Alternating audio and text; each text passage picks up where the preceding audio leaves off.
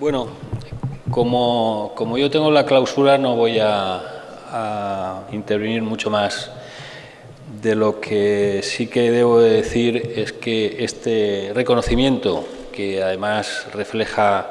precisamente la importancia de Dos Manos Unidas, que es lo que han hecho por primera vez tanto Raúl como Mariano, que dos organizaciones próximas, hermanas, se hayan unido en este acto de reconocimiento de las empresas, de todo lo que hemos hecho las empresas, y en las empresas hemos sido de todo tipo de empresas, comercios pequeños, medianos, grandes, agricultores, que nos olvidamos en muchas ocasiones,